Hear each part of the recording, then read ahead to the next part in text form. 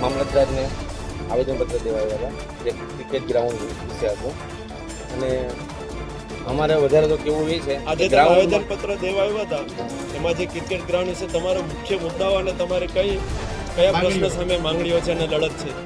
પહેલી લડત એ જ છે કે જ્યાં અત્યારે પેશકદમી થઈ છે એ પેશકદમી દૂર થાય, ગ્રાઉન્ડમાં બાઉન્ડ્રી બંધાય, ગ્રાઉન્ડમાં થોડીક કામગીરી છે એ કરે અને નગરપાલિકા ખાસ કરીને મામલતદાર શ્રી નગરપાલિકાના હાથમાં ગ્રાઉન્ડ દે તો અમારા ક્રિકેટ પ્રેમીઓને ખૂબ ફાયદો થાય. કેમ કે માંગરોળમાં આના સિવાય બીજું અન્ય ગ્રાઉન્ડ આ મામલતદારમાં અમે આવેદનપત્ર દેવા આવ્યા હતા.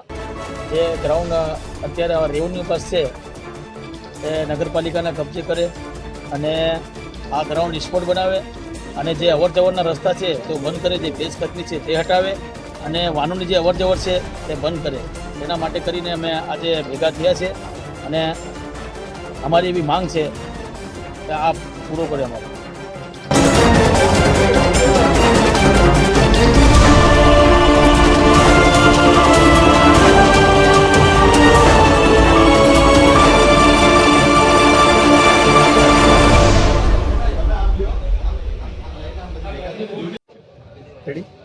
આજ રોજ માંગરોળ ટાવર મેદાનની અંદર જે ક્રિકેટરો અમારા છે એમના દ્વારા એક આવેદનપત્ર આપવામાં આવ્યું છે, જેમાં ખાસ કરીને ટાવરનું મેદાન છે. વર્ષોથી આ ટાવરનું મેદાન છે અને વર્ષોથી લોકો અહીંયા ક્રિકેટ રમે છે, પરંતુ આજ દિવસ સુધી સરકાર દ્વારા આને જે સ્પોર્ટ્સનો દરજ્જો આપવામાં આવે તે દરજ્જો આપવામાં આવ્યો નથી, જેના કારણે ખૂબ જ હેરાનગતિ થાય છે. અહીંયા ટુર્નામેન્ટના આયોજન કરવામાં આવે તો જે અમારા ક્રિકેટ પ્રેમીઓ છે, આયોજકો છે, એના દ્વારા મામલતદારમાં મંજૂરી માંગવામાં આવે તેઓ નગરપાલિકામાં મોકલે, નગરપાલિકા મામલતદારમાં, એટલે અત્યાર સુધી મંજૂરી કોની લેવી તે પણ આમાં ખ્યાલ નથી પડતો. હવે ટાવરનું મેદાન છે ઐતિહાસિક છે, અહીંયા વર્ષો પહેલા રણજી ટ્રોફી જેવા મેચો રમાયા છે, છતાં પણ અહીંયા જે છે અત્યારે જે રમતગમત જે કરતા લોકો છે, સરકાર એક તરફ રમતગમત વધારવાની વાતો કરે છે, જે આજે રમતગમતને મહત્વ આપે છે, ત્યારે અમારું આ ટાવર મેદાન છે એની અંદર કોઈ પણ જાતની વ્યવસ્થા કરવામાં આવતી નથી. એટલે અમારા ક્રિકેટ પ્રેમીઓ છે એમની માંગણી છે કે ટાવરની ફરતે દિવાલ કરવામાં આવે.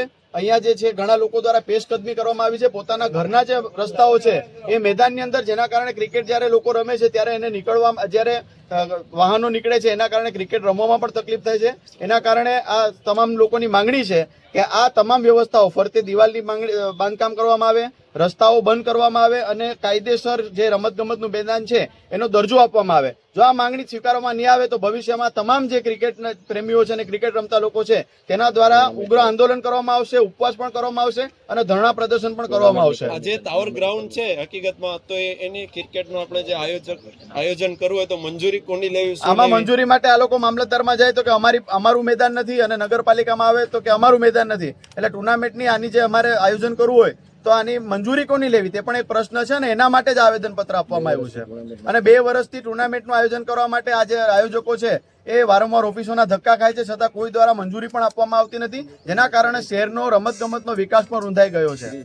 પાછળ કરોડો રૂપિયાનો ખર્ચો કરે છે, રમતગમતને પ્રાધાન્ય આપવા માટે રમતગમતની આખી મિનિસ્ટ્રી બનાવવામાં આવેલી છે, છતાં પણ માંગરોળ શહેરના જે યુવાનો માટે એકમાત્ર આ ટાવરનું મેદાન છે તેને સ્પોર્ટ્સની જે પ્રાયોરિટી આપવામાં આવી નથી.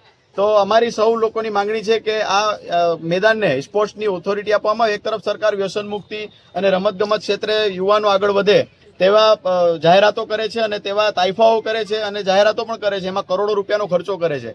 ત્યારે આ જે મેદાન છે એમાં સ્કૂલોની શાળાકીય રમતો રમાય છે, અહીંયા આજુબાજુની સ્કૂલોવાળા, આખા તાલુકાની સ્કૂલવાળા અહીંયા રમતો રમવા આવે છે અને ખેલ મહાકુંભ પણ અહીંયા થાય છે, છતાં પણ આ મેદાનને હજુ સુધી સ્પોર્ટ્સની જે છે માન્યતા આપવામાં આવી નથી.